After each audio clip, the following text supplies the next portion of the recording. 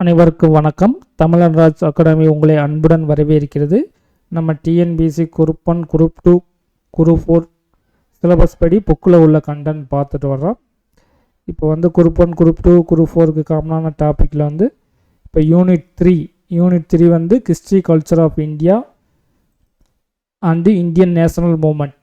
இந்த டாப்பிக்கிலேருந்து நமக்கு 25 கொஸ்டின்ஸ் கேட்குறாங்க. இந்த டாப்பிக்லேருந்து 25 கொஸ்டின். இது குரூப் 1லேருந்து பார்த்தோமாக்கும் குரூப் 1ல் 25 கொஸ்டின்.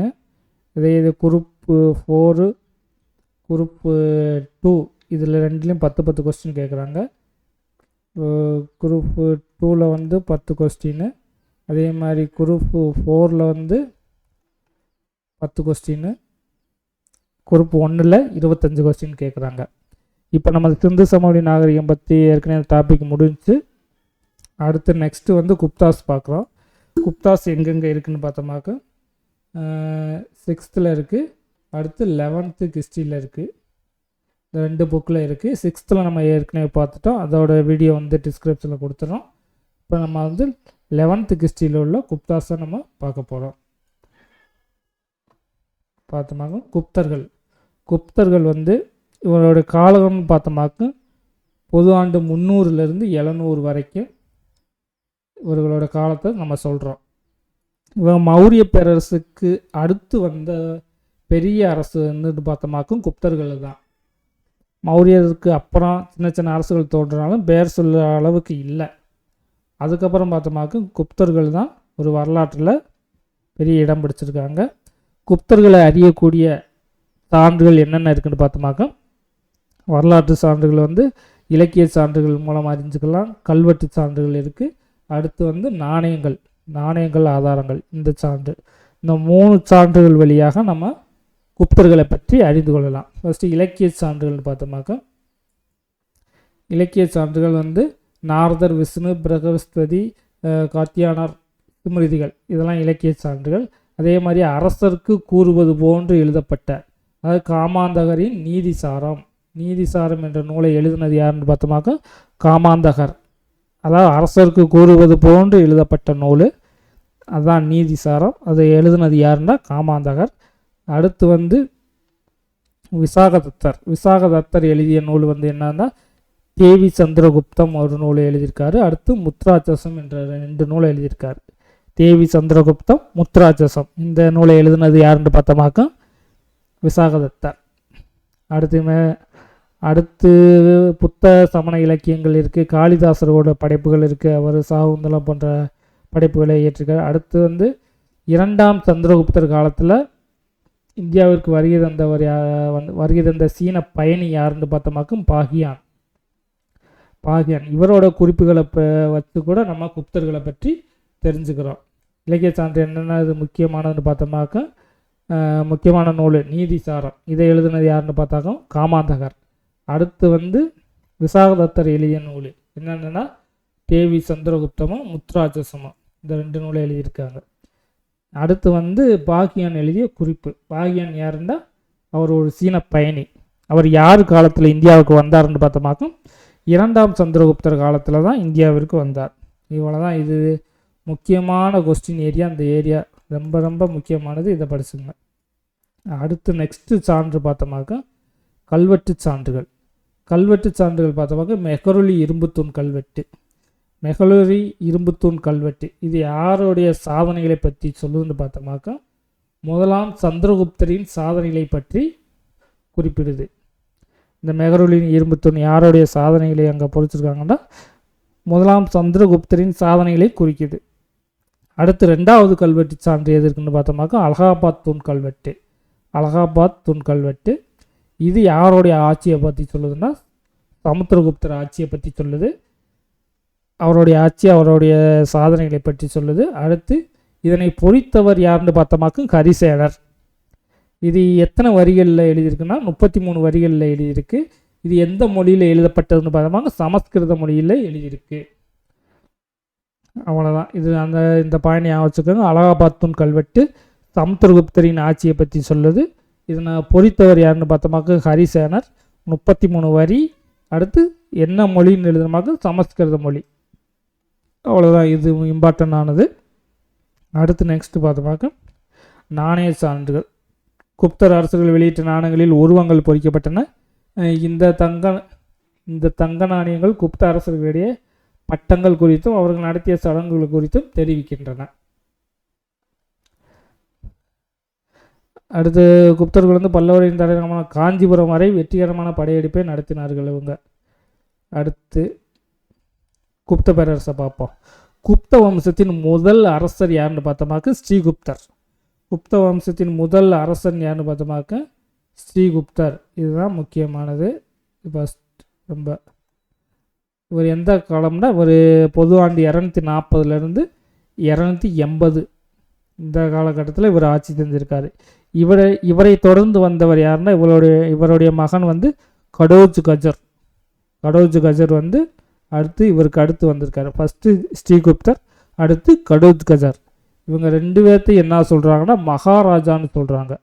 யாரையும் ஸ்ரீகுப்தரையும் கடோஜ் கஜரையும் மகாராஜா என்று குறிக்கிறாங்க வரலாற்றில். ஸ்ரீகுப்தரோட மையம்தான் கடோஜ் கஜர். இவங்க 2 பேர்த்தையும் நம்ம மகாராஜான்னு சொல்கிறாங்க. அடுத்து கடோஜ் கஜரின் புதல்வர் யாருன்னு பார்த்தோமாக்க முதலாம் சந்திரகுப்தர். இவருடைய ஆட்சி காலம் பொது ஆண்டு 319 335 வரைக்கும் ஆட்சி புரிந்தார். குப்த பேரரசின் முதல் பேரரசராக கருதப்படுபவர். முதல் பேரரசர் யாருன்னு பார்த்தோமாக்க முதலாம் சந்திரகுப்தர். நம்ம முதல் அரசர் யாருன்னு பார்த்தோமாக்க ஸ்ரீகுப்தர். முதல் பேரரசர் யாருன்னு பார்த்தோமாக்க அவர் சந்திரகுப்தர். அடுத்து சந்திரகுப்தர் மகாராஜாதி ராஜா என்று பட்டத்தை ஏற்றார். சந்திரகுப்தர் என்ன பட்டம் ஏற்றார்னா மகாராஜாதி ராஜா என்ற பட்டத்தை சந்திரகுப்தர் ஏற்றார். இதை ஞாபகம் வச்சுக்கோங்க. அவ்வளோதான். ஃபஸ்ட்டு குப்த வம்சத்தின் முதல் அரசர் யாருன்னா ஸ்ரீகுப்தர். அடுத்து வரவது அவருடைய மகன் கடோஜ் கஜர். இவங்க 2 பேரும் மகாராஜான்னு சொல்கிறாங்க. அதுக்கடுத்து வந்தவர் மூணாவது வந்தவர் முதலாம் சந்திரகுப்தர். இவர் மகாராஜாதி ராஜா. முதலாம் சந்திரகுப்தர் தான் முதல் பேரரசர், குப்த வம்சத்தின் முதல் பேரரசர் அவர். அடுத்து பார்த்தோமாக்க சமுத்திரகுப்தரோட ஆட்சி காலம் போனால் பொது ஆண்டு 335 முதலாம் சந்திரகுப்தர் தனது புதல்வர் சமுத்திரகுப்தரை தனது வாரிசாக நியமித்தார். சந்திரகுப்தருக்கு அடுத்து யார் வராருன்னா சமுத்திரகுப்தர் வராரு. வரலாற்று அறிஞர்கள் சமுத்திரகுப்தரை இந்திய நெப்போலியன் என்று அழைக்கிறார்கள். வரலாற்று அறிஞர்கள் சமுத்திரகுப்தரை எவ்வாறு அழைக்கிறாங்கன்னா இந்திய நெப்போலியன் என்று அழைக்கிறார்கள். இதை பார்த்துப்பாங்க. இதான் அலகாபாத் தூண் கல்வெட்டு. அலகாபாத் கல்வெட்டு யார் இதை பொறிச்சவர் யாருன்னு பார்த்தோமாக்கும் ஹரிசேனர். 33 வரி சமஸ்கிருதத்தில் எழுதப்பட்டிருக்கு. அடுத்து பார்த்தோமாக்கா இலங்கை அரசர் மேகவர்மன் பரிசுகளை அனுப்பி கயாவில் ஒரு பௌத்த மடம் கட்ட அனுமதி கோரியுள்ளார். இதையும் வச்சுக்கோங்க. சமுத்திரகுப்தர் காலத்தில் சமுத்திரகுப்தர் அறிஞர்களையும் ஹரிசேனர் போன்ற கவிஞர்களையும் ஆதரித்தார். இதன் மூலம் சமஸ்கிருத இலக்கியத்தை வளர்த்தெடுப்பதில் முக்கிய பங்காற்றினார். சமஸ்கிருத கவிஞர்களுக்கு முக்கியத்துவம் கொடுத்துருக்காரு. அடுத்து என்றாலும் வசுபந்து என்ற மாபெரும் பௌத்த அறிஞரையும் ஆதரித்தார். சமஸ்கிருத புலவர்களையும் ஆதரிச்சிருக்காரு, பௌத்த அறிஞர்களையும் ஆதரிச்சிருக்காரு. பௌத்த அறிஞர் யாருன்னா வசுபந்து. கவிதை இசை பிரியரான இவருக்கு கவிராஜா என்ற பட்டம் வழங்கப்பட்டது. யாருக்கு? சமுத்திரகுப்தருக்கு. சமுத்திரகுப்தருக்கு வழங்கப்பட்ட பட்டம் என்னது? கவிராஜா என்ற பட்டம் வழங்கப்பட்டது. குப்தர் நாணயங்களில் அவர் வீணை வாசிப்பது போன்று சின்னம் பொறிக்கப்பட்டுள்ளது. இது முக்கியமான பாயிண்ட். வீணை வாசிப்பது போன்று யார் இருப்பார்னா சமுத்திரகுப்தர் தான் இருப்பார். அவருடைய பட்டம் எதுன்னு பார்த்தோமாக்க கவிராஜா. இது முக்கியமானது. ஃபஸ்ட்டு 2 பேர் மகாராஜான்னு பார்ப்போம். அடுத்து மகாராஜாதி ராஜான்னு பார்ப்போம். அடுத்து சமுத்திரகுப்தரை கவிராஜா என்று அழைக்கப்பட்டார். அடுத்து சமுத்திரகுப்தருக்கு அடுத்து யார் வராருன்னா 2ஆம் சந்திரகுப்தர் வராரு. 2ஆம் சந்திரகுப்தரோட ஆட்சி காலம்னு பார்த்தோமாக்கும் பொது ஆண்டு 375 415 வரைக்கும் சுமார் 40 ஆண்டுகள் ஆட்சி புரிஞ்சிருக்காரு. இவருடைய பட்டப்பெயர்கள் பார்த்தோமாக்க இவர் எவ்வாறு அழைக்கப்பட்டார்னா விக்ரமாதித்யன் என்றும் அழைக்கப்பட்டார். பாடலிபுத்திரத்தை தலைநகராக கொண்ட இரண்டாம் சந்திரகுப்தர் தனது அரசின் எல்லைகளை போர்கள், திருமண உறவுகள் ஆகியவற்றின் மூலம் விரிவுபடுத்தினார். இவர் எப்படி விக்ரமாதித்யன் என்று அழைக்கப்பட்டார். யார்? இரண்டாம் சந்திரகுப்தர். இரண்டாம் சந்திரகுப்தர் தான் விக்ரமாதித்யன் என்று அழைக்கப்பட்டார். இவர் பாடலிபுத்திரத்தை தலைநகராக கொண்ட இரண்டாம் சந்திரகுப்தர் தனது அரசின் எல்லைகளை போர்கள் மற்றும் திருமண உறவுகள் மூலம் விரிவுபடுத்தினார். அடுத்த பாயிண்ட் பாருங்க. மேற்கு மாலவம், குஜராத் ஆகிய பகுதிகளை 400 ஆண்டுகளாக ஆட்சி செய்து வந்த சாக அரசர்களை இப்படையெடுப்பின் மூலம் இரண்டாம் சந்திரகுப்தர் வென்றார். சாக அரசர்களை வென்றவர் யாருன்னு பார்த்தோம்னாக்க இரண்டாம் சந்திரகுப்தர். இது ஒரு முக்கியமான கேட்ட கொஸ்டின் தான் டிஎன்பிசியில். சாக அரசர்களை வென்றவர் யாருன்னு பார்த்தோம்னாக்க இரண்டாம் சந்திரகுப்தர். அடுத்து நெக்ஸ்ட் பாயிண்ட் பார்த்தோம்னாக்க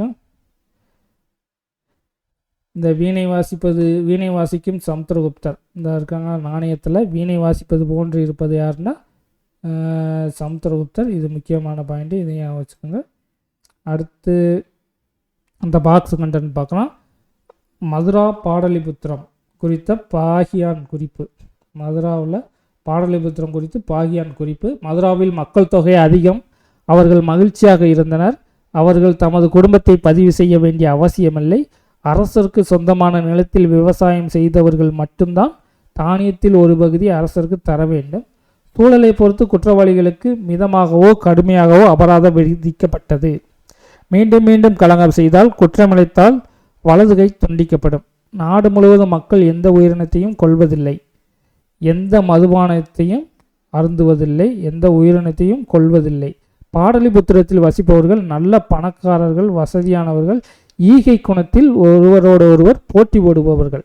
நகரங்களில் வைசிய குடும்பத்தினர் தர்மம் செய்வதற்கு மருத்துவத்திற்கு சத்திரங்களை கட்டியிருக்கிறார்கள். அனைத்து ஏழை, ஆதரவற்றோர், அனாதைகள், விதவைகள், குழந்தை இல்லாதவர்கள், அங்கவினர்கள், ஊனமற்றவர்கள் என அனைவருக்கும் அனைத்து விதமான உதவிகளும் செய்யப்பட்டன. இது யார் எழுதியிருக்கா? இப்படி யார் எழுதியிருக்காருன்னா சீன பயணியான பாகியான் எழுதியிருக்கார்.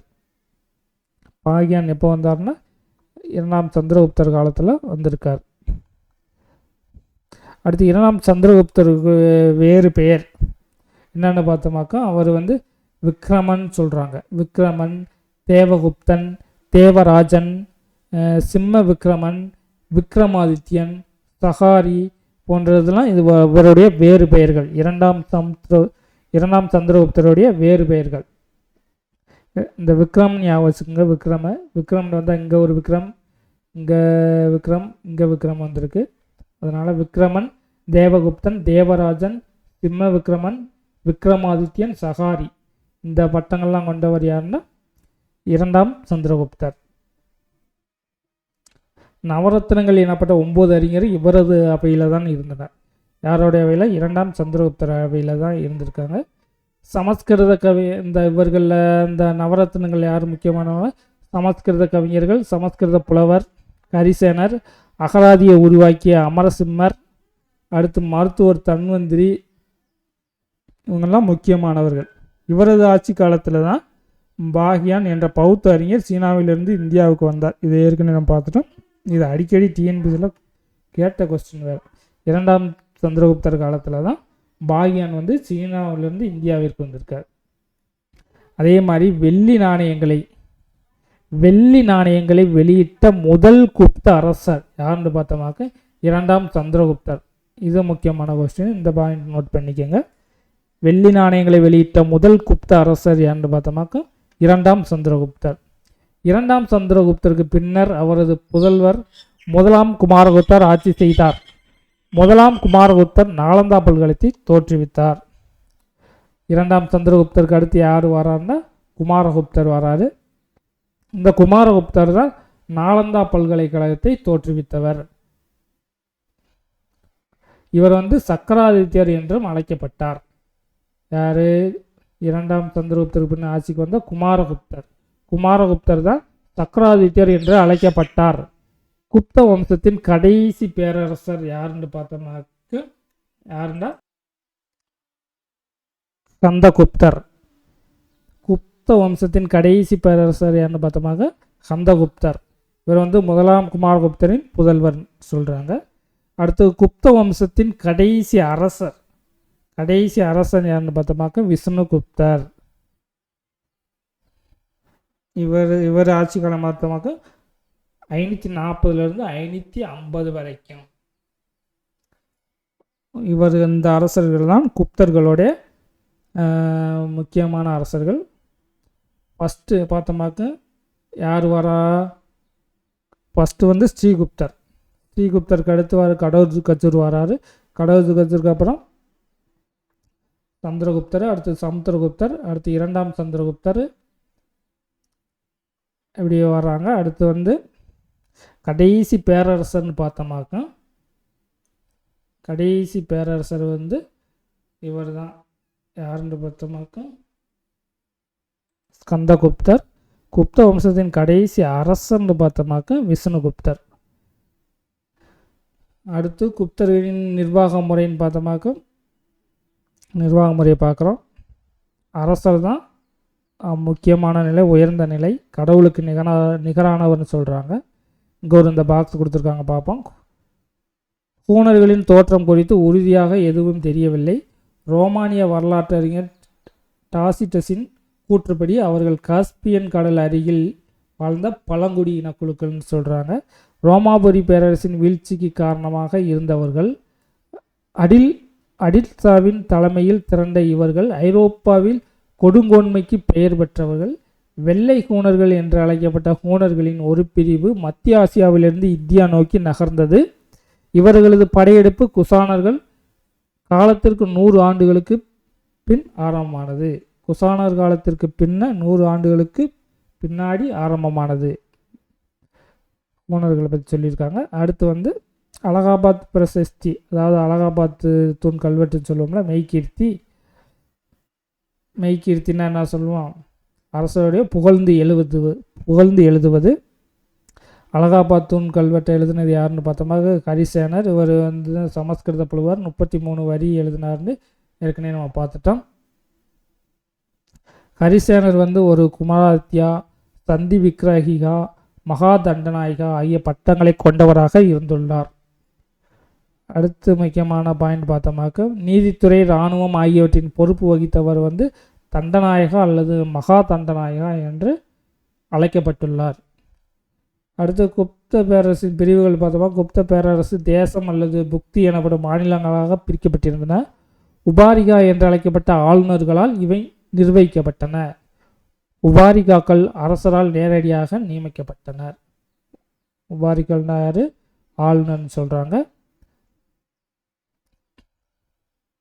அடுத்து நெக்ஸ்ட் முக்கியமான பயன் பார்த்தோமாக்கும் பொருளாதார நிலைகள். குப்தர் காலத்தில் காமாந்தகர் எழுதியது நீதிசாரம். இது யாருக்குன்னே பார்த்தோம்ல. குப்தர் காலத்தில் அரசருக்கு கூறுவது போன்ற நூல் எந்த நூல்னு பார்த்தோமாக்கா காமாந்தகர்.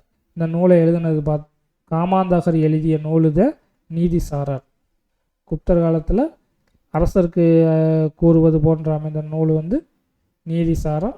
இதை எழுதினது யாருன்னு பார்த்தோமாங்க காமாந்தகர்.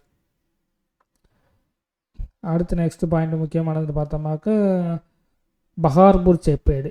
பஹாபூர் செப்பேடு வந்து அரசர் தான் நிலத்தின் ஒரே உரிமையாளர் என்று காட்டுகிறது. இந்த பஹார்பூர் செப்பேடு இதை வச்சுக்கோங்க, இது ஒரு முக்கியமான பாயிண்ட்டு. அடுத்து வந்து நிலத்தின் வகைகளை, குப்தர் காலத்தில் நிலம் எவ்வாறு வகைப்படுத்தினாங்கன்னு பார்த்தோமாக்க இந்த பாக்ஸு இது டிஎன்பிசியில் ஏற்கனவே கேட்ட கொஸ்டின்னு. குப்தர் காலத்தின் நில வகைப்பாடு வந்து இது ரொம்ப முக்கியமானது. சேத்ராண்டா என்னண்டா பயிரிடக்கூடிய நிலம். கிலாண்டா தரிசு நிலம். அடுத்து அப்ரஹதாண்டா காடு அல்லது தரிசு நிலம். வாஸ்துண்டா குடியிருக்க தகுந்த நிலம். கபடசகாராண்டா மேய்ச்சல் நிலம். இதை நல்லா வச்சுங்க. இதுதான் கொஸ்டின் ஏரியா. ரொம்ப ரொம்ப ரொம்ப வெரி வெரி இம்பார்ட்டண்ட். இது வந்து சேத்ராண்டா பயிரிடக்கூடிய நிலம். கிலாண்டா தரிசனம். சேத்ராண்டா நான் சேத்துல என்ன செய்வோம், விவசாயம் செய்வோமோ அதை. கிலாண்டா இல்லை, ஒன்றுமே இல்லை, தரிசு நிலம்னு வச்சு. அப்ரஹதாண்டா காடு அல்லது தரிசு நிலம். காடுன்னு மட்டும் ஏன் வச்சுக்கோங்க நல்லா. அடுத்து வாஸ்து பார்த்தான வீடு கட்டுவோம், அதனால் குடியிருக்க தகுந்த நிலம். கபடசகாரம்னா மேய்ச்சல் நிலம். அடுத்து வந்து பல்வேறு நிலத்தின் குத்தகை முறை. நிலத்தை வந்து குப்தர் காலத்தில் எந்தெந்த முறையில் குத்தகை விட்டுருக்காங்கன்னு பார்ப்போம். அதில் வந்து நிவிதர்மா வேண்டாம், அறக்கட்டளை போன்ற அமைப்பின் மூலம் நிலமானியம், அதாவது அறக்கட்டளை போன்ற அமைப்பின் மூலம் நிலமானியம். இம்முறை வடக்கு மத்திய இந்தியா மற்றும் வங்காளத்தில் நிறுவியது. அடுத்து வந்து நிவிதர்மா அக்ஷயனா, இது வந்து நிரந்தரமான அறக்கட்டளை பெற்றவர். அதிலிருந்து வரும் வருவாயை பயன்படுத்தி கொள்ளலாம். அடுத்து வந்து அப்ரதா தர்மா, இது வந்து வருவாயை பயன்படுத்தலாம், ஆனாலும் அதை பிறருக்கு தானம் செய்ய முடியாது, நிர்வாக உரிமையும் இல்லை. அடுத்து பூமி சித்ராயனா, தரிசு நிலத்தை முதலாக சாகுபடி நிலமாக மாற்றுபவருக்கு தரப்படும் உரிமை. இது வந்து என்னன்னா, பூமி சித்ராயனா தரிசு நிலத்தை வந்து சாகுபடி நிலமாக மாற்றுபவருக்கு தரப்படும் உரிமை. இந்த நிலத்திற்கு குத்தகையிலிருந்து விலக்கு அளிக்கப்பட்டது. இது ஒரு வகையான குத்தகை முறைதான். அடுத்து வந்து நிலக்கொடைகள்னு பார்த்தோமாக்க நிலக்கொடைகள் 3 கொடுத்துருக்காங்க. அதில் வந்து அக்ரஹார மானியம் வந்து யாருக்கு கொடுத்தாங்கன்னா பிராமணர்களுக்கு தரப்படுவது. இந்த அக்ரஹார மானியம் யாருக்கு கொடுப்பதுன்னா பிராமணர்களுக்கு தரப்படுவது. இது நிரந்தரமானது, பரம்பரையாக வரக்கூடியது, வரியே கிடையாது இதுக்கு. அடுத்து தேவகிரக மானியம்னா கோவில் வந்து மராமத்து, வழிபாடு ஆகிய பணிகளுக்காக பிராமணர்கள், வணிகர்கள் ஆகியோருக்கு அளிக்கப்படும் நில மானியம், அதாவது கோவிலோட நிர்வாகத்துக்காக வழங்கப்படும் நிலம். அடுத்து சமய சார்பற்ற மானியம், இது வந்து குப்தர்களுக்கு கீழ் இருந்த நிலப்பிரபுகளுக்கு தரப்பட்ட மானியம். இதுதான் நிலக்கொடைகள் 3 கொடுத்துருக்காங்க. அடுத்து வந்து வரிகள் என்னென்ன வரிகள் கொடுத்துருக்காங்கன்னு பார்த்தோமாக்கும் குப்தர் காலத்தில் வரிகளின் பட்டியல் இங்கே கொடுத்துருக்காங்க. ஃபஸ்ட்டு வந்து பாகா வரிண்டா விளைச்சலில் அரசன் பெறும் வழக்கமான 6 1 பங்கு வந்து அரசருக்கு கொடுத்துடணும் விளைச்சலில். இதுதான் பாகா வரி. அடுத்து வந்து போகா வரிண்டா அரசருக்கு கிராமங்கள் அவ்வப்போது வழங்க வேண்டிய பழங்கள், விறகு, பூக்கள் போன்றவை கொடுக்கறது தான் இந்த போகாவரி. அடுத்து கராவரி வந்து கிராமத்தினர் மீது குறிப்பிட்ட கால இடைவெளியில் விதிக்கப்படும் ஒரு வரி. இது வருடாந்திர நிலவரியின் ஒரு பகுதி அல்ல. காரணம் என்னது? கிராமத்தினர் மீது குறிப்பிட்ட கால இடைவெளியில் விதிக்கப்படும் ஒரு வரி. அடுத்து பள்ளிவரினா ஆரம்பத்தில் விருப்பப்பட்டு வழங்கப்பட்ட வரியாக இருந்து பின்னர் இதுவே கட்டாய வரியாக மாற்றப்பட்டது. இது ஒரு ஒடுக்குமுறை வரியாகும். ஆரம்பத்தில் வந்து சும்மா கொடுத்துருக்காங்க, கிஃப்ட் மாதிரி அதை வச்சுட்டு போட்டோம்னா அடுத்து அதவே பழக்கப்படுத்தி அது கட்டாயமாக்கப்பட்டு அந்த பழி வரி வாங்கப்பட்டது. அடுத்து உதியங்கா வரி வந்து காவல் நிலையங்களின் பராமரிப்பிற்காக விதிக்கப்பட்ட காவல் வரியாக இருக்கலாம்னு சொல்கிறாங்க. உதியங்கான்னா என்ன வரி? காவல் வரி அல்லது நீர் வரியாகவும் இருக்கலாம்னு சொல்கிறாங்க. எனினும் இது ஒரு கூடுதல் வரி தான். உதியங்கா வரி ஒரு கூடுதல் வரி தான். நீர் வரியாக இருக்கலாம், காவல் வரியாக இருக்கலாம்னு சொல்கிறாங்க. அடுத்து உபரிகரா வரினா இது என்ன சொல்கிறாங்கன்னா இதுவும் ஒரு கூடுதல் வரி தான். இது எதற்காக வசூலிக்கப்பட்டது என்பது குறித்து அறிஞர்கள் மாறுபட்ட விளக்கங்களை தருகின்றன. அதனால் இது அவ்வளோ இம்பார்ட்டன்ட் கிடையாது. அடுத்து ஹிரண்யா வரி, தங்க நாணயங்கள் மீது விதிக்கப்படும் வரி. ஹிரண்யா வரின்னா என்னது? தங்க நாணயங்கள் மீது விதிக்கப்படும் வரி என்பது நேரடி பொருள். இது நடைமுறையில் இது சில குறிப்பிட்ட தானியங்களின் விளைச்சலில் ஒரு பங்கினை அரசின் பங்காக பொருளாக அளிப்பதாகும். அடுத்து வாதபூதா வரி வந்து என்னன்னா காற்றுக்கும் ஆவிகளுக்கும் செய்ய வேண்டிய சடங்குகளுக்காக விதிக்கப்பட்ட பல்வேறு வரிகள். அதாவது ஆவி, பேய், பிசாசுக்கு அதுக்காக சடங்கு செய்கிறதுக்காக விதிக்கப்பட்ட வரி தான் வாதபூதா வரி. வந்து காற்றுக்கும் ஆவிக்கு செய்ய வேண்டிய சடங்குகளுக்கு கொடுக்கப்படும் வரி. அடுத்த வரி வந்து ஹலிவகரா வரி. இது வந்து கலப்பை வைத்திருக்கும் ஒவ்வொரு உழவரும் கட்ட வேண்டிய கலப்பை வரி. கலப்பை வரினா என்னது? கழிவகரா வரி தான் கலப்பை வரி. அடுத்து சுல்கா வரி. சுல்கா வரி வந்து வர்த்தகர்கள் நகரத்திற்கோ துறைமுகத்திற்கோ கொண்டு வரும் வணிக சரக்குகளில் அரசருக்கான பங்கு. இதை சுங்க நுழைவு வரிகளுக்கு ஒப்பிடலாம். சுங்க வரி போன்றது தான் இந்த சுல்கா வரி. அடுத்து கிளிப்தா. கிளிப்தா உபகிளிப்தா. இந்த வரி எதுக்குன்னா நிலப்பதிவின் போது விதிக்கப்படும் விற்பனை வரி. நிலப்பதிவின் போது விதிக்கப்படும் விற்பனை வரி தான் கிளிப்தா உபகிளிப்தா சொல்லலாம். அடுத்து குஜராத்தில் கிர்னார் மலையின் அடிவாரத்தில் இருந்த சுதர்சனா ஏரி மிகவும் புகழ்பெற்றது. இதனால அவங்களுக்கு விவசாயத்துக்கு புகழ்பெற்ற வரி. குப்தர் காலத்தில் புகழ்பெற்ற ஏரி. இது முக்கியமானது, ஞாபகம் வச்சுக்கோங்க. சுதர்சனா ஏரி எங்கே இருக்குது? சுதர்சனா ஏரி எங்கே இருக்குதுன்னு பார்த்தோம்னாக்க குஜராத்தில் இருக்குது. எந்த மலைக்கு அருகில் இருக்குதுன்னு பார்த்தோம்னாக்க கிர்னார் மலையின் அடிவாரத்தில் சுதர்சனா ஏரி காணப்படுது. அடுத்து விவசாயிகளின் நிலைன்னு பார்த்தோம்னாக்க குப்தர் காலத்தில் ரொம்ப கீழ்நிலையில் தான் இருந்துச்சு. சாதி பிரிவு வளர்ந்தோங்கிய காலம் குப்தர்கள் காலம். அதாவது சமஸ்கிருத மொழிக்கு முக்கியத்துவம் அளிக்கப்பட்ட காலம் வந்து குப்தர் காலம்தான். அதனால் இவங்க விவசாயிகள் வந்து கீழ்நிலையில் தான் வைக்கப்பட்டார்கள். அடுத்து சுரங்கமும் உலகவியலும். குப்தர் காலத்தில் மிகவும் செழித்த தொழில் எதுன்னு பார்த்தோமாக்க இந்த சுரங்க தொழிலும் உலோக தொழில் தான் குப்தர் காலத்தில் சிறந்த தொழில்கள்.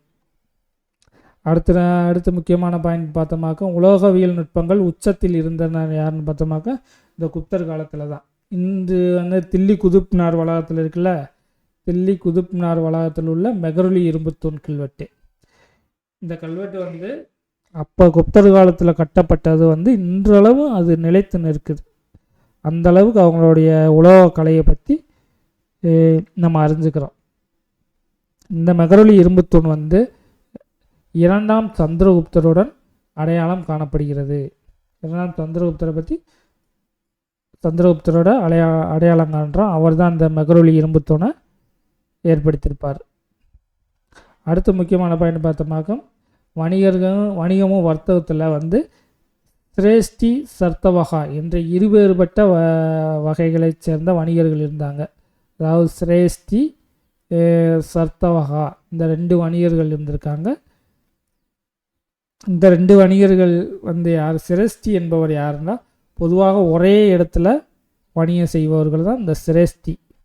ஒரே இடத்துல வணிகம் செய்வங்க தான் சிரேஷ்டி.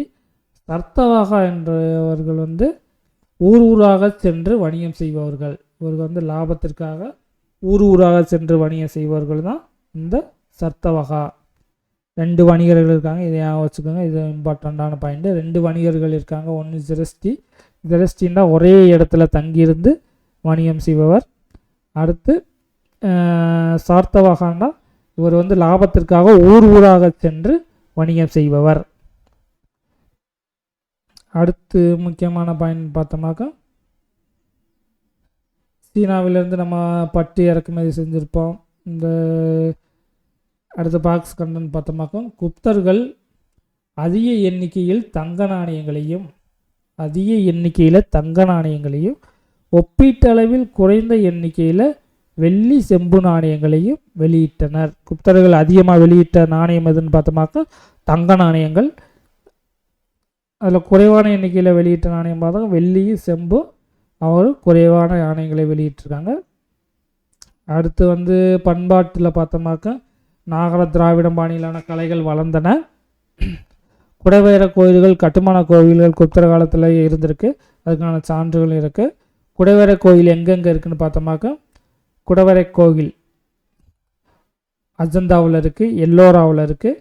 அஜந்தாவும் எல்லோராவும் எங்கே இருக்குன்னா மகாராஷ்டிராவில் இருக்குது. இது அடிக்கடி கேட்ட கொஸ்டின், ரொம்ப இம்பார்ட்டன்னு.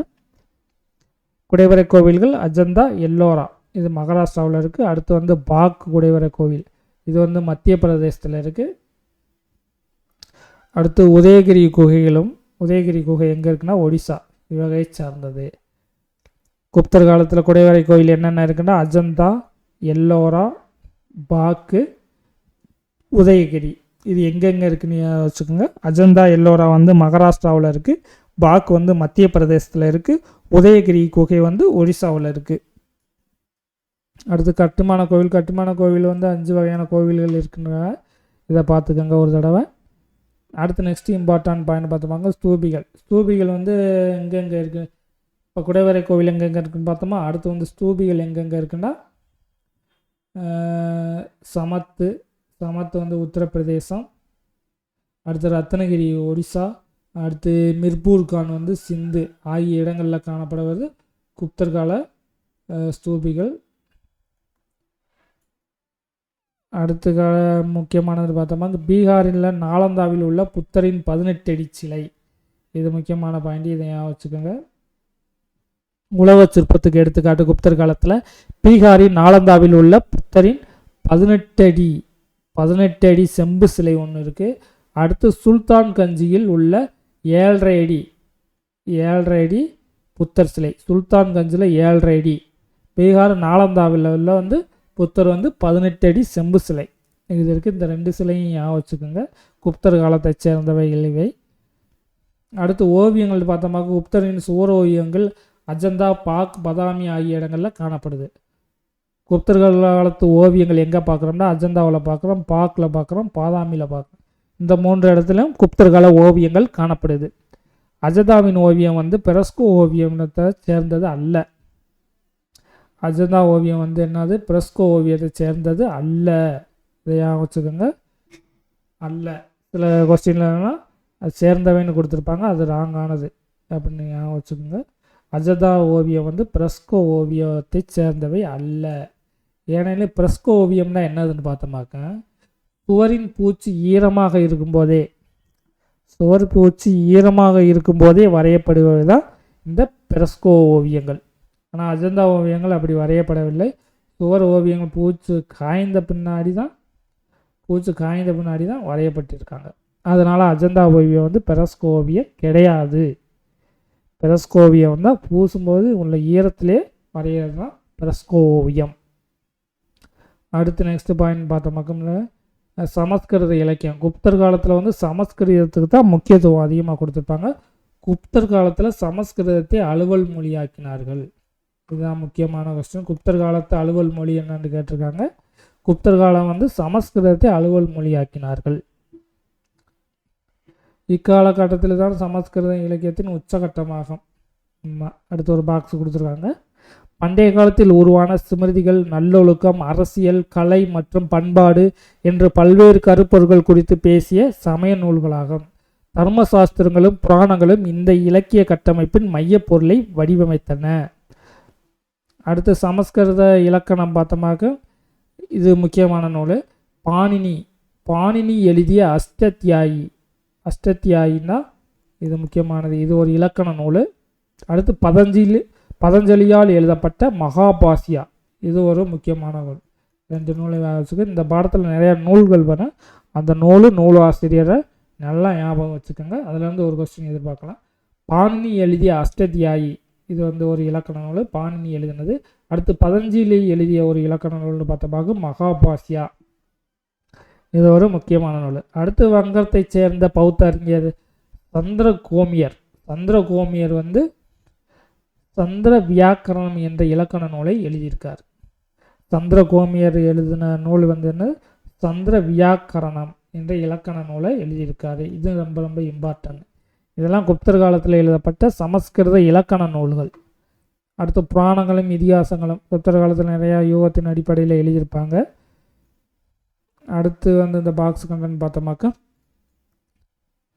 18 முக்கிய புராணங்கள் பட்டியலிடப்பட்டன. புராணங்கள் எத்தனை?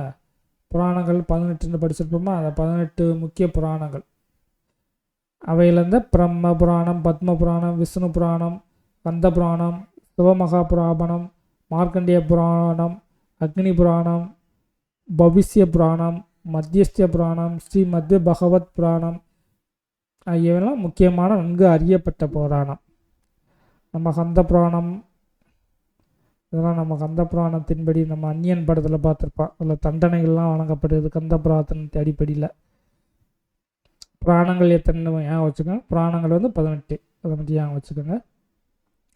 அடுத்து பௌத்த இலக்கியத்தில் பார்த்தோம்னாக்கா தொடக்க கால பௌத்த இலக்கியங்கள் மக்கள் மொழியான பாலி மொழியில் இருந்தன. குப்தர் காலத்தில் வந்து மக்கள் என்ன மொழி பேசுவாங்களோ அதையும் பாலி மொழியில் தான் பேசுவாங்க. அடுத்து இவங்க முக்கியத்துவம் கொடுத்த மொழி வந்து சமஸ்கிருதம்.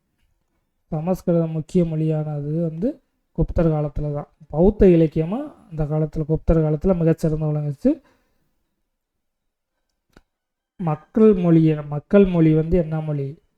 பாலி மொழி. மக்கள் மொழி பாலி மொழி. அலுவல் மொழின்னு பார்த்தோமாக்க சமஸ்கிருதம்.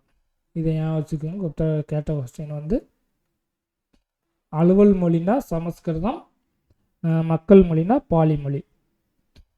அடுத்த தக்க அறிவியல் சார்ந்த முதலாவது முழுமையான பௌத்த நூல் வசுபந்துவால் எழுதப்பட்டது. இது முக்கியமான கொஸ்டின். புக் பேக்கில் கூட இந்த கொஸ்டின் இருக்குது. தர்க்க அறிவியல் சார்ந்த முதலாவது முழுமையான பௌத்த நூல் யார் எழுதுன்னு பார்த்தோமாக்கும் வசுபந்து. வசுபந்து யாருன்னு நம்ம ஏற்கனவே படிச்சிருக்கோம்னா, வசுபந்து வந்து ஒரு பௌத்த அறிஞர். அவர் எழுதின நூல் வந்து தர்க்க அறிவியல் சார்ந்த ஒரு பௌத்த நூலை எழுதியிருக்கார். அடுத்து சமண இலக்கியம் வந்து சமணர்களின் மத நூல்களும் தொடக்கத்தில் பிராகிருத மொழியிலேயே எழுதப்பட்டன. பின்ன அவர் சமஸ்கிருதத்துக்கு மாற்றிக்கிட்டாங்க. அடுத்து விமலா வந்து சமண ராமாயணத்தை எழுதினார். விமலா வந்து யார்? சமண ராமாயணத்தை எழுதியவர். இது யோசிச்சுக்கோங்க. அடுத்து சமயசாரா இலக்கியம் நம்ம பார்த்தா பௌத்த இலக்கியம், சமய இலக்கியம் எல்லாம் பார்த்துட்டோம். சமஸ்கிருத இலக்கியம். அடுத்து வந்து சமயசாரா இலக்கியம்னு பார்த்தோமாக்கும் சமுத்திரகுப்தர் வந்து கவிராஜா என்று அழைக்கப்பட்டோன்னு சொன்னோமா. சமுத்திரகுப்தர் வந்து எப்படி அழைக்கணும்? கவிராஜா. இதில் காளிதாசர், அமரசிம்மர், விசாகதத்தர், தன்வந்திரி போன்ற நவரத்தினங்கள் அவரது அவையை அலங்கரித்ததாக பரவலாக நம்பப்படுகிறது. நவரத்தினங்கள் என்னது? 9 அமைச்சர்களை கொண்ட ஒரு குழு. இது யாருடைய காலத்தில்னா சமுத்திரகுப்தர் காலத்தில் இருந்துச்சுன்னு சொல்கிறாங்க. அதில் முக்கியமானவர்கள் காளிதாசர் இருந்திருக்காரு, அமரசிம்மர் இருந்திருக்காரு, விசாகதத்தர், தன்வந்திரி போன்றவங்களாம் இருந்திருக்காங்க. இதில் வந்து காளிதாசர் வந்து இயற்கை அழகை எழுதிய கவிஞர். காளிதாசர் வந்து இயற்கை அழகை எழுதிய கவிஞர் யாருன்னு பார்த்தோமா காளிதாசர். இவர் எழுதிய நூல் என்னன்னு பார்த்தோமாக்க சாகுந்தலம், மாளவி காக்கினிமித்திரம், விக்ரமோர்வசியம். இந்த 3 நூலை எழுதியிருக்காரு. முக்கியமாக இந்த 3 நூலை ஏன் வச்சுக்காங்க? காளிதாசர் எழுதிய நூல் என்னென்னு பார்த்தோமாக்க சாகுந்தலம், மாளவி காக்கினிமித்திரம், விக்ரமோர்வசியம். இந்த ஆகிய நூல்களை எழுதினது யாருன்னு பார்த்தோமாக்க காளிதாசர். இதெல்லாம் இவருடைய புகழ்பெற்ற நாடகங்கள். அடுத்து வந்து எழுதினது பார்த்தோமாக்க சூத்திரர்கள் எழுதிய மிருகச்சகடிகம். மிருகச்சகடிகம் யார் எழுதினதுன்னு பார்த்தோமாக்க சூத்திரகர். அடுத்து விசாகதத்தர் ஆரம்பத்தில் பாடத்தை ஸ்டார்டிங்லேயே பார்த்தா விசாகதத்தர் நூல் என்ன? விசாகதத்தர் வந்து எழுதினது முத்ராஜசமும் தேவி சந்திரகுப்தமும் இந்த 2 நூலை எழுதியிருக்கார். இது வந்து எந்த சமயத்தையும் சார்ந்த நூல்கள் இல்லையாது. இது வந்து பொதுவான சமயசாரா இலக்கியங்கள். குப்தர் காலத்தில் ஏற்பட்ட சமயசாரா இலக்கியங்கள் வந்து இது காளிதாசர் படைப்புகள், விசாகதத்தர் எழுதியது, அப்புறம் சூத்திரகர் எழுதிய மிருச்சகடிகம். அடுத்து முக்கியமான பாயிண்ட் பார்த்தோம்னாக்க பிராகிருதத்திற்கு அரசவைக்கு வெளியே ஆதரவு இருந்தது. பிராகிருத மொழி தான் வந்து அரசவைக்கு வெளியே ஆதரவு இருந்தது. ஏன்னா சமஸ்கிருதம் தான் அவங்க முக்கியத்துவம் கொடுப்பாங்க. அடுத்து அரசவை விட்டு வெளியே பார்த்தோமாக்கும் பிராகிருத மொழிக்கு தான் முக்கியத்துவம் கொடுத்துருக்காங்க. அடுத்து வந்து நாலந்தா பல்கலைக்கழகம். நாலந்தா பல்கலைக்கழகம் வந்து மகாவிகாரா என்று பெயர் பெற்ற நாலந்தா இந்தியாவின் பண்டைய மத பேரரசில், அதாவது இன்று பீகாரில் இருந்த மிகப்பெரிய பௌத்த மடாலயமாகும். மகாவிகாரா என்ற என்னது? நாலந்தா பல்கலைக்கழகம். இது வந்து பௌத்த மடாலயமாகும். இது வந்து பாட்னாவிற்கு அருகே தென்மேற்கு சுமார் 95 கிலோமீட்டர் தூரத்தில் பீகார் ஷெரீப் நகரத்திற்கு அருகே உள்ளது. பொது ஆண்டு 5ஆம் நூற்றாண்டிலிருந்து 1200 வரை புகழ்பெற்ற கல்வி சாலையாக திகழ்ந்தது. எப்போ? 5ஆம் நூற்றாண்டிலிருந்து 12ஆம் நூற்றாண்டு வரைக்கும் புகழ்பெற்ற கல்வி சாலையாக இருந்தது. இது நாலந்தா பல்கலைக்கழகம். இது வந்து யுனெஸ்கோவால் பாதுகாக்கப்படும் ஒரு தொன்மை சின்னமாகும். யுனெஸ்கோவால் பாதுகாக்கப்பட்ட ஒரு சின்னம் தான் நாலந்தா பல்கலைக்கழகம். அடுத்து முக்கியமான பாயிண்ட் பார்த்தோம்னாக்கா பொதுவான 1200 தான் தில்லி சுல்தானிய அரசர் யார், மம்மலுக்கு வம்சத்தின் பக்தியார் கில்ஜி. அதாவது தில்லி சுல்தான் அடிமை வம்சத்தை சேர்ந்த அரசர் யாருன்னா பக்தியார் கில்ஜி. இவருடைய படை தான் நாலந்தா வந்து சூறையாடப்பட்டு அழிக்கப்பட்டது. இது யோசிச்சுக்கோங்க. நாலந்தா பல்கலைக்கழகம் 5ஆம் நூற்றாண்டுலேருந்து 1200 வரைக்கும் செயல்பட்டது. 1200 யார் அதை அழிச்சாங்கன்னா சுல்தான் அரசர் அதாவது மம்மலுக்குன்னா என்னது, அடிமை வம்சத்தின் அரசர் பக்தியார் கில்ஜி. அவருடைய படை தான் நாலந்தா சூறையாடப்பட்டு அழிக்கப்பட்டது. அப்புறம் இந்த இடம் எப்போ அகழாய்வு செஞ்சாங்கனாக்கா 1915 நாலந்தா பல்கலைக்கழகம் அகழாய்வு செய்யப்பட்டது. அப்படின்னா 1915 அகழாய்வு செஞ்சுருக்காங்க. இது முக்கியமான கொஸ்டின். அடுத்து வந்து குப்தர் கால அறிவியல் எப்படி இருந்துச்சு பார்த்தோம்னாக்கா கணிதமும் வானவியல் தான் முக்கியத்துவம். சுழியம் என்ற கருத்தை கண்டுபிடித்தது. சுழியம் என்ற கருத்தாக்கத்தை கண்டுபிடித்தது யார், நம்ம குப்தர்கள் தான்.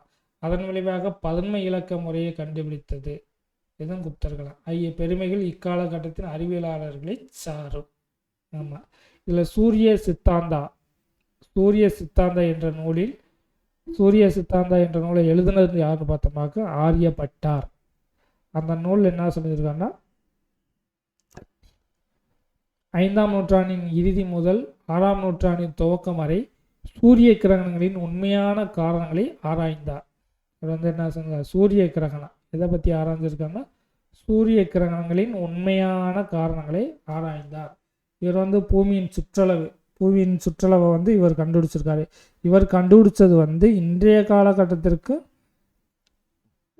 காலகட்டத்துக்கு நம்ம நவீனத்தை பற்றி பயன்படுத்தி கண்டுபிடிச்சதுக்கு ஈக்குவலாக இருக்குன்னு சொல்கிறாங்க. புவியின் சுற்றளவு வந்து ஆரியப்பட்டர் கணிப்புப்படி நவீன மதிப்பீட்டிற்கு மிக நெருக்கமாக உள்ளது. அவர் அந்த காலத்தில் கண்டுபிடிச்சதும் நம்ம இந்த காலத்தில் கண்டுபிடிச்சதும் சரியாக தான் இருக்குன்னு சொல்லிடுறாங்க. பூமி ஒரு அச்சில் தன்னைத்தானே சுற்றுகிறது. பூமி ஒரே அச்சில் தன்னைத்தானே சுற்றுகிறது என்பதை கண்டுபிடித்த முதல் வானவியலாளர். பூமி தன்னைத்தானே சுற்றுன்னு கண்டுபிடிச்சது யார், ஃபஸ்ட்டு ஆரியப்பட்டர். இவர் வந்து கணிதம், கோணவியல், இயற்கணிதம் ஆகியவற்றை பேசும் ஆரியபட்டியம் என்ற நூலை எழுதினார். இப்போ சூரிய சித்தாந்தா என்ற நூலை பார்த்தா அடுத்து ஆரியபட்டியம் என்ற நூலை எழுதினது யாருன்னு பார்த்தோம்னாக்க இவர் தான் ஆரியபட்டர். அடுத்து வராகமிகிரரின் 6ஆம் நூற்றாண்டு வராகமிகிரரின் பிருகத் சம்கிதா என்ற நூலின் ஆசிரியர் யாருன்னு பார்த்தோம்னாக்க வராகமிகிரர். இந்த நூலில் என்ன சொல்லியிருக்காங்கன்னா வானவியல், புவியியல், தாவரவியல், இயற்கை வரலாறு ஆகியவற்றுக்கான கலைக்களஞ்சியமாகும். அனைத்து செய்திகளும் இந்த பிரகத் சம்கிதா என்ற நூலில் இருக்குது. இதை எழுதுனது யாருன்னு பார்த்தோம்னாக்க வராகமிகிரர். இது ஒரு முக்கியமானது. அடுத்து பஞ்ச சித்தாந்திகா, பிரகத் சாதகா ஆகியவை இவரது மற்ற படைப்புகளாகும். இவர் முக்கியமான 3 நூல் எழுதியிருக்காரு. என்னென்னு பார்த்தோம்னாக்க பிரகத் சம்கிதா, அடுத்து வந்து பஞ்ச சித்தாந்திகா, பிரகத் சாதகா ஆகிய நூல்களை எழுதினது பார்த்தோமாக்க வராகமிகிரர். அடுத்து வந்து பிரம்மகுப்தர் வந்து 6ஆம் நூற்றாண்டை சேர்ந்தவர். இவர் வந்து கணிதம் மற்றும் வானவியலுக்கான முக்கிய நூல்களான பிரம்மஸ்துப சித்தாந்தா, அடுத்து கண்டகாத்தியகா ஆகிய நூல்களை எழுதியுள்ளார். யார், பிரம்மகுப்தர் எழுதிய நூல் வந்து பிரம்மஸ்தப சித்தாந்தா, கண்டகாத்தியகா ஆகிய நூல்களை எழுதியிருக்கார். இந்த நூல்கள்லாம் குப்தர் காலத்து நூல்கள்லாம் முக்கியமானது. அதிலிருந்து கொஸ்டின் அடிக்கடி கேட்டுக்கிட்டே இருக்காங்க. இந்த நூலாசிரியரை நல்லா படிச்சுக்குங்க, நோட்ஸ் எடுத்து எழுதி திரும்ப மனப்பாடம் பண்ணிக்கோங்க. அடுத்து மருத்துவ அறிவியல் எப்படி இருந்துச்சுன்னு பார்த்தோம்னாக்கா நவநீதகம் என்ற மருத்துவ நூல் நோய்களுக்கான மருந்துகள் தயாரிக்கும் முறை ஆகியவற்றை கூறுது. இது நவநீதகம் என்ற நூல் வந்து மருத்துவ நூல். இது மருந்து தயாரிக்கும் முறையை பற்றி கூறுது. அடுத்து பாலகாப்பியா எழுதிய ஹஸ்தி ஆயுர்வேதா என்ற நூலில் விலங்குகளுக்கான மருத்துவ நூலாக செயல்படுது. பாலகாப்பியா எழுதிய ஹஸ்தி ஆயுர்வேதா வந்து விலங்குகளுக்கான ஒரு மருத்துவ நூலாகும். குப்தர் காலத்தில் வந்து மருத்துவ அறிவியல் எந்த அளவிற்கு வளர்ந்திருந்தது என்பதை காட்டி. அடுத்து வந்து குப்த பேரரசின் வீழ்ச்சி. குப்த பேரரசின் கடைசி அரசர் யாருன்னு பார்த்தோமாக விஷ்ணுகுப்தர். கடைசி பேரரசன் யாருன்னு பார்த்தோம்னா ஹந்தகுப்தர் பார்த்துருப்போம். குப்த வம்சன் கடைசி அரசராக அறியப்பட்டவர் வந்து நம்ம விஷ்ணுகுப்தர். இவருடைய காலம் பார்த்தோமாக 540 550 வரைக்கும் இவர் ஆட்சி செய்தார். அடுத்து முக்கியமான பாயிண்ட் பார்த்தோமாக்கு இரண்டாம் சந்திரகுப்தரின் பேரனான ஸ்கந்தகுப்தரின் ஆட்சியின் போது ஹூணர்கள் வடமேற்கு இந்தியாவின் மீது படையெடுத்தார்கள். யாருடைய காலத்தில் ஹூணர்கள் வட இந்தியாவின் மீது படையெடுத்தாங்கன்னா இரண்டாம் சந்திரகுப்தரின் காலத்தில். ஸ்கந்தகுப்தர் வந்து ஹூணர்களை விரட்டுவதில் வெற்றி பெற்றார். ஹூணர்களை விரட்டி, இது முக்கியமான பாயிண்ட்டு, ஹூணர்களை விரட்டி வெற்றி பெற்றவர் யாருன்னு பார்த்தோமாக ஸ்கந்தகுப்தர். இந்த ஹூணர்கள் யாரோட காலத்தில் வந்து இந்தியாவை தாக்க ஆரம்பித்தாங்கன்னா இரண்டாம் சந்திரகுப்தரின் காலத்தில் தான் ஹூணர்கள் படையெடுப்பு நிகழ்ந்துச்சு. இதில் வெற்றி கண்டவரான ஸ்கந்தகுப்தர் வந்து ஹூணர்களை வெற்றி பெற்றார். அதன் விளைவாக வந்து பேரரசின் நிதி நிலை நழுவுறச் செய்தது. பெரிய பொருளாதார இழப்பு ஏற்பட்டது யார் இந்த ஹூணர்களின் படையெடுப்புகள். அடுத்து நிலப்பிரபுத்துவம். நிலப்பிரபுத்துவம் வந்து இது ஒரு பார்த்துக்கணும் ஒரு தடவை. நிலப்பிரபுத்துவம் என்ற சமூக அமைப்பு இந்தியாவின் மத்திய கால சமூகத்தின் ஒரு பண்பு நிலையாகும். வரலாற்றாளர் ஆர்.எஸ். சர்மா என்ன சொல்கிறாருன்னா நிலப்பிரபுத்துவ பண்புகளை பட்டியலிடுகிறார். அரசல் அளிக்கும் நில மானியம், நீதி உரிமைகளை பயனாளிகளுக்கு மாற்றி தருதல், விவசாயிகள், கலைஞர்கள், வணிகர்கள் மீது நில உடைமையாளர்களுக்கு உரிமையளித்தல், அடிக்கடி நிகழ்ந்த கட்டாய உழைப்பு நிகழ்ச்சிகள், உபரியை அரசு எடுத்துக்கொள்ளல், வணிகத்திலையும் நாணயம் அச்சடித்தலையும் வீழ்ச்சி, அதிகாரிகளின் ஊதியத்தை நில வருவாய் வசூல் மூலம் பெற்றுக்கொள்ள அனுமதிப்பது. அடுத்து சமந்தர்கள்னா நிலப்பிரபுத்துவ துணைநிலை ஆட்சியாளர்கள் அதிகாரங்களை அதிகரித்தல். இது வந்து நிலப்பிரபுத்துவ பற்றி சொல்கிறாங்க. அடுத்து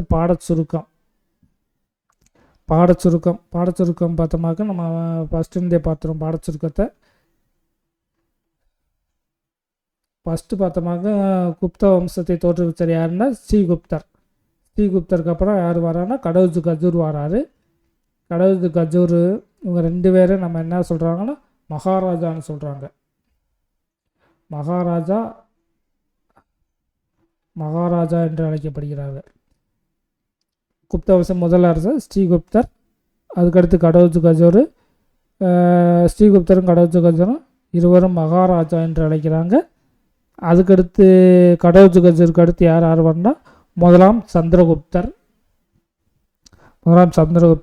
இவர் தான் குப்த பேரரசின் முதல் பேரரசராக கருதப்படுபவர். அடுத்து சந்திரகுப்தர் மகாராஜாதி ராஜா என்று அழைக்கப்படுகிறார். அதுக்கப்புறம் வந்து சமுத்திரகுப்தர் வராரு. அதுக்கப்புறம் இரண்டாம் சந்திரகுப்தர் வராரு. இரண்டாம் சந்திரகுப்தருக்கு அடுத்து ஸ்கந்தகுப்தர் தான் கடைசி பேரரசர். கடைசி அரசர் யாருன்னு பார்த்தோம்னாக்க விஷ்ணுகுப்தர். இதை ஏன் வச்சுக்கோங்க. அப்புறம் அவருடைய பட்ட பெயர்கள்லாம் ஏன் வச்சுக்கோங்க. ஒவ்வொரு அரசருக்குரிய பட்ட பெயர்கள், அப்புறம் யார் எந்தெந்த நூல் எழுதியிருக்காங்க இதைப்படி ஏன் வச்சுக்கோங்க. குப்தர்கள்லாம் அதுதான் முக்கியமானது. இந்த பாடத்தில் பார்த்தோம்னாக்க இந்த பாக்ஸு இது அடிக்கடி கேட்ட கொஸ்டின். சேத்ரா பயிரிடக்கூடிய நிலம், கிலா தரிசு நிலம், அப்ரகதா காடு அல்லது தரிசு நிலம், அஸ்தி குடியிருக்க தகுந்த நிலம், கபட சகரானா மேய்ச்சல் நிலம், இதெல்லாம் முக்கியமானது. அடுத்த முக்கியமான பாயிண்டை பார்த்துங்க. அடுத்த பாட சுருக்கத்தை பார்த்துருவோம். கடைசியாக புக்கு பின்னாடி உள்ள ஆன்சரும் கொஸ்டின் ஆன்சரும் பார்த்துருவோம். மௌரிய பேரரசுக்கு பின்னர் குப்த பேரரசு ஆற்றல் மிக்கதாக இருந்தது. நம்ம இந்திய வரலாற்றில் பார்த்தோமாக்க ஃபஸ்ட்டு வந்து மௌரிய பேரரசு இருக்கு. அதுக்கடுத்து வந்து குப்த பேரரசு சொல்லுவாங்க. மௌரிய பேரரசு ஃபஸ்ட்டு வந்து மௌரிய பேரரசு. அதுக்கு பின்னாடி சின்ன சின்ன அரசுகள் வந்துச்சு. அதெல்லாம் நம்ம எடுத்துக்கிறது இல்லை கணக்கில். அதுக்கு பின்னாடி பெரிய பேரரசுன்னு பார்த்தோமாக்கும் குப்த பேரரசு ஃபஸ்ட்டு மௌரிய பேரரசு, அடுத்து குப்த பேரரசு பார்ப்போம். இந்த குப்த பேரரசை தோற்றுவிச்சவர் யாருன்னா ஸ்ரீகுப்தர். இவர் தான் குப்த பேரரசை தோற்றுவித்தவர். அடுத்து சமுத்திரகுப்தர் பல பகுதிகளை கைப்பற்றி பேரரசை ஒருங்கிணைத்தார். இது முக்கியமான பாயிண்ட். அடுத்து இரண்டாம் சந்திரகுப்தர் தனது படையெடுப்பு மூலம் திருமண உறவுகள் மூலமும் பேரரசை மேலும் விரிவுபடுத்தினார். இது முக்கியமான விஷயம் கேட்பாங்க. அதாவது படையெடுப்புகளின் மூலமும் திருமண உறவுகள் மூலமும் பேரரசை மேலும் விரிவாக்கினார். திருமண உறவு மூலமும் படையெடுப்பு மூலமும் பேரரசை விரிவாக்கியவரான்னு பார்த்தோமாக இரண்டாம் சந்திரகுப்தர். அடுத்து நாலந்தா பல்கலைக்கழகத்தை தோற்றுவித்தவர் யார்?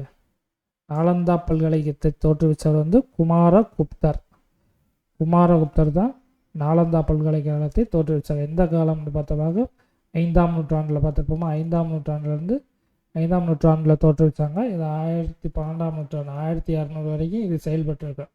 1200 தான் சுல்தான் அடிமை வம்சத்தை சேர்ந்த மன்னர் பக்தியார் கில்ஜி இந்த நாலந்தா பல்கலைக்கழகத்தை அழிச்சிருப்பார். அதுக்கப்புறம் 1915 நாலந்தா பல்கலைக்கழகத்தை அகழாய்வு செஞ்சுருப்பாங்க. இது யுனெஸ்கோவால் அங்கீகரிக்கப்பட்ட ஒரு இடம், பாரம்பரிய சின்னம். அவ்வளோதான் இந்த நாலந்தா பல்கலைக்கழகத்தை முக்கியமான பாயிண்ட்டு. அடுத்த முக்கியமான பாயிண்ட் ஸ்கந்தகுப்தர் கோணர்களை விரட்டி அடித்தார். ஆனால் இப்பேரரசின் இப்போரின் காரணத்தால் அரசுக்கு கடும் நிதி நெருக்கடி ஏற்பட்டது. ஆமாம், கோணர்கள் குப்தர்களுக்கு அடிக்கடி தொந்தரவு கொடுத்துட்டே இருப்பாங்க. இவர்கள் யாருன்னா இவர் ஒரு பழங்குடியின மக்கள். ஸ்கந்தகுப்தர் தான் அந்த கோணர்களை அடித்து விரட்டியிருப்பார். இதனால் அவருக்கு பெரிய பொருளாதார நஷ்டம் ஏற்பட்டு. அடுத்து குப்த அரசர்கள் தாம் தெய்வாம்சம் படைத்தவர்கள் என்று கூறிக்கொண்டனர். குப்த அரசர்கள் என்னது? தாம் தெய்வாம்சம் படைத்தவர்கள் என்று கூறிக்கொண்டனர். அவர்களுக்கு அமைச்சர்கள் குழுவும் அதிகாரி குழுவும் உதவி செய்தனர். செஞ்சிருக்காங்க. குப்த அரசர்கள் கலை, இலக்கியம், அறிவியல் ஆகியவற்றை ஆதரித்தனர். அவரது காலத்தில் அவையை அலங்கரித்தவர் யாரு? காளிதாசர், அரிசேனர், அமரசிம்மர், தன்வந்திரி, வராகமிகிரர் போன்றோர் அலங்கரித்தனர். இதெல்லாம் குப்த அமைச்சர்கள் இடம்பெற்றவங்க. அடுத்து முக்கியமான பாயிண்ட் பார்த்தோம்னாக்க கோணர்களின் படையெடுப்பால். கோணர்கள் அடிக்கடி படையெடுத்ததுனால குப்தர்களோட கருவூலம் காலியானது. கருவூலத்தை காலி பண்ணது யார்? குப்தர்களோட கோணர்கள். பிற்கால குப்த அரசர்கள் வலிமை குன்றியது. இதனால் குப்த பேரரசின் வீழ்ச்சிக்கு காரணமாகியது. நம்ம குப்த வம்சத்தின் கடைசி அறியக்கூடிய அரசர் யாருன்னு பார்த்தோமாக்க விஷ்ணுகுப்தர். அதே மாதிரி ஸ்கந்தகுப்தர்னு பார்த்தோமாக்க அவர் தான் கடைசி பேரரசன். கடைசி பேரரசர் யாருன்னு பார்த்தோமாக்க ஸ்கந்தகுப்தர். கடைசி அரசன் பார்த்தோமாக்க விஷ்ணுகுப்தர். அடுத்து புக் பேக் கொஸ்டின்ஸை பார்ப்போம். குப்தர் காலம் குறித்த கீழ்கண்ட சான்றுகளில் எது நம்ப முடியாதது என்று நீங்கள் கருதுகிறீர்கள் கேட்டிருக்காங்க. குப்தர் காலத்தில் எல்லாம் இலக்கிய சான்று நம்ம நம்பலாம், கல்வெட்டு சான்றும் இருக்குது, அது நம்பலாம், நாணய சான்றுகள் அதுவும் இருக்குது, நம்பலாம். இந்த கதைகள் புராணங்கள் இதுதான் நம்ம நம்ப முடியாத அளவுக்கு எழுதி வச்சுருப்பாங்க. அப்போ ஆப்ஷன் ஆப்ஷன் கதைகள் மற்றும் புராணங்கள் இதுதான் கரெக்டான ஆன்சர். இதுதான் நம்ம நம்பக்கூடிய அளவிற்கு இருக்காது. கதைகள் புராணங்கள் 18ன்னு படிச்சிருப்போமா, 18 புராணங்கள் இருக்குது. அடுத்து பொறுத்துக. தன்வந்திரி யார்? ஆயுர்வேத மருத்துவர். தன்வந்திரி ஆயுர்வேத மருத்துவர். அடுத்து வராகமிகிரர் யாருன்னா இந்த பிரகிருத சம்கிதா என்ற நூலை எழுதியவர். யார்? வராகமிகிரர். அடுத்து ஆரியபட்டா எழுதிய நூல் சூரிய சித்தாந்தா. அப்புறம் என்ன நூலை எழுதியிருப்பார்? ஆரியபட்டியம் என்ற நூலை எழுதியிருப்பார். அடுத்து அமரசிம்மா அமரகோசா என்ற நூலை எழுதியிருப்பார். இப்போ தன்வந்திரி ஆயுர்வேதா 4 இங்கே இருக்குது. அடுத்து வராகமிகிரர் பிரகத் சம்கிதா என்ற நூல் எழுதியிருப்பார், அது வந்து 3. அப்போ 3 இங்கே இருக்குது. அடுத்து ஆரியபட்டர் எழுதிய நூல் வந்து சூரிய சித்தாந்தா, இது வந்து 1ஆவதுல இருக்குது, 1. அடுத்து அமரசிம்மா வந்து 2ஆவது, அமரகோசா என்ற நூல். அப்போ ஆப்ஷன் ஆ இதுதான் இதுக்கு கரெக்டான ஆன்சர். அடுத்து நெக்ஸ்ட் கொஸ்டின் பார்த்தோம்னாக்க, தேசுக்கு கவிராஜா என்ற பட்டம் அளிக்கப்பட்டது. கவிராஜா என்ற பட்டத்தை கொண்டவர் யார்? இதுக்கு ஸ்கூல் புக்கில் அடிக்கடி இடம்பெற்றது சமுத்திரகுப்தர். அதே மாதிரி ஒவ்வொரு அரசருக்குரிய பட்ட பெயர்கள், அவருக்கு அளிக்கப்பட்ட பட்டங்கள் இதெல்லாம் பார்த்து படிச்சுக்கிறது ரொம்ப நல்லது, ரொம்ப ரொம்ப முக்கியம். கவிராஜா என்று அழைக்கப்பட்டவர் யாருன்னு பார்த்தோமாக்க சமுத்திரகுப்தர். அடுத்த கொஸ்டின் 4வது கொஸ்டின் பார்த்தோமாக்க, தேஸ் என்ற சீன பயணி பொது ஆண்டு 5ஆம் நூற்றாண்டின், எந்த நூற்றாண்டுனா 5ஆம் நூற்றாண்டின் இந்திய சமூகத்தை குறித்து விரிவாக எழுதியுள்ளார். சீன பயணிண்டாவே யார் நம்ம படிப்போம் முக்கியமாக? பாகியான் தான் படிப்போம். ஆப்ஷன் இ பாகியான். இவர் தான் இவர் யாருடைய காலத்தில் இந்தியாவுக்கு வந்தார்ன்ற பார்த்தோமாக்க 2ஆம் சந்திரகுப்தர் காலத்தில் தான். இது முக்கியமான செகண்டு சந்திரகுப்தர், இதை ஞாபகம் வச்சுக்கோங்க. இதுவும் கேட்ட கொஸ்டின் தான். யாருடைய காலத்தில் பாகியான் வந்தார்னு பார்த்தோமாக்க 2ஆம் சந்திரகுப்தர் காலத்தில் தான் பாகியான் இந்தியாவிற்கு வந்தார். இவர் எந்த நூற்றாண்டில் வந்தார்? 5ஆம் நூற்றாண்டு. இவர் ஒரு சீன பயணி. இவர் குப்தர்களின் அரசரை பற்றி, ஆட்சி முறைகளை பற்றி அவருடைய குறிப்புகளில் எழுதி வச்சிருக்காரு. அடுத்து நெக்ஸ்ட் கொஸ்டின் பார்த்தோமாக்க, கீழ்கண்டவற்றில் எது குப்தர் காலத்து குடைவரை கோயில் இல்லைன்னு கேட்டிருக்காங்க. உதயகிரி குகை வந்து ஒடிசாவில் இருக்குது, இது குப்தர் கால கோவில் தான். அஜந்தா எல்லோரா குகை, இது வந்து மகாராஷ்டிராவில் இருக்குது, இது குப்தர் கால கோவிலுக்கு எடுத்துக்காட்டு. அடுத்து பாக் மத்திய பிரதேசம் வந்து இது குப்தர் கால குகை கோவிலுக்கு எடுத்துக்காட்டு. இந்த எலிஃபண்டா குகை மட்டும் குப்தர் காலத்து ஓவியங்கள் கிடையாது. இது வந்து பின்னாடி ராஷ்டிரகூட அந்த இதில் வருவாங்க. எலிஃபண்டா குகை வந்து மகாராஷ்டிராவில் இருக்குது, இதுதான் குப்தர் காலத்து குடைவரை கோவில் இல்லை. அப்போ 3 மட்டும் கிடையாது, மீதி எல்லாம் இருக்குது. அப்போ ஆப்ஷன் வந்து இ 3ஆவது. அடுத்து வந்து தர்க்கம் குறித்த முதல் முழுமையான பௌத்த நூலை எழுதியவர் யாருன்னு கேட்டிருக்காங்க. பௌத்த அறிஞர் யாருன்னு நமக்கு ஏற்கனவே தெரியும். பௌத்த அறிஞர் வந்து வசுபந்து.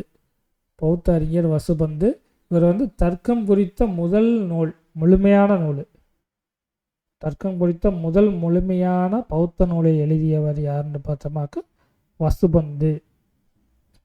இதுதான் இதுக்கு கரெக்டான ஆன்சர். அவ்வளோதான், குப்தர் காலத்து கொஸ்டின்ஸை பார்த்துட்டோம். குப்தர் காலம் வந்து முக்கியமான பேரரசு. நம்ம சிந்து சமவெளிக்கு அடுத்து குப்தர்கள் முக்கியமானது. அடுத்து டெல்லி சுல்தான்கள், முகலாயர்கள், இதை பற்றி பார்ப்போம். இது குப்தாஸை பற்றி முழுமையாக படிக்கணும்னா 6th இருக்குது, 11th ஹிஸ்ட்ரியில் இருக்குது. இந்த 2 பாடத்தை வந்து ஸ்கூல் புக்கில் இருந்து கேட்டிருக்காங்க. இதை நல்லா வடிவிடாமல் படிச்சுக்கணும். எக்ஸ்ட்ரா ஓல்டு கொஸ்டினை வந்து டிஎன்பிசியில் இது வரைக்கும் கேட்ட ஓல்டு கொஸ்டின்ஸை பார்ப்போம். அது வந்து அடுத்த நெக்ஸ்ட் வீடியோவில் பார்ப்போம். இந்த வீடியோவில் வந்து நம்ம 11th ஹிஸ்ட்ரியில் உள்ள குப்தர்களை முடிச்சிட்டோம். அடுத்து வந்து டிஎன்பிசியில் இது வரைக்கும் கேட்ட குப்தர்கள் பற்றியான கொஸ்டின்ஸ்லாம் அடுத்த வீடியோவில் பார்ப்போம். 6th உள்ள வீடியோ வந்து நம்ம ஏற்கனவே பார்த்துட்டோம். அதோட வீடியோ லிங்க் வந்து நம்ம டிஸ்கிரிப்ஷனில் கொடுத்துறோம், அதை வந்து ஃபாலோ பண்ணிக்கோங்க. அவ்வளோதான், ஸ்கூல் புக்கில் உள்ள குப்தர்கள் கண்டென்ட் இதோட முடிஞ்சு.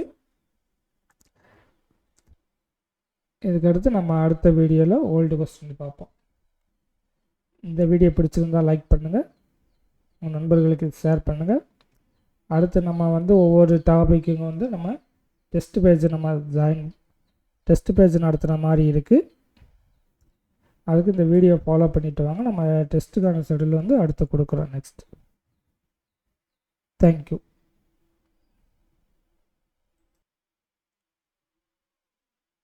அடுத்து நெக்ஸ்ட் வீடியோவில் வந்து நம்ம குப்தர்களை பற்றி ஓல்டு கொஸ்டின் படித்த பின்னாடி அடுத்த சிலபஸில் உள்ள டெல்லி சுல்தான்கள் பற்றி நம்ம பார்ப்போம். டெல்லி சுல்தான் முக்கியமானது. முகல்ஸு, மராத்தியர்ஸு, விஜயநகரா, இதெல்லாம் கொஞ்சம் ஓல்டு ஹிஸ்ட்ரி, ரொம்ப முக்கியமானது. அடுத்து ஒவ்வொரு டாப்பிக்காக நம்ம பார்த்துட்டு வருவோம். தேங்க்யூ.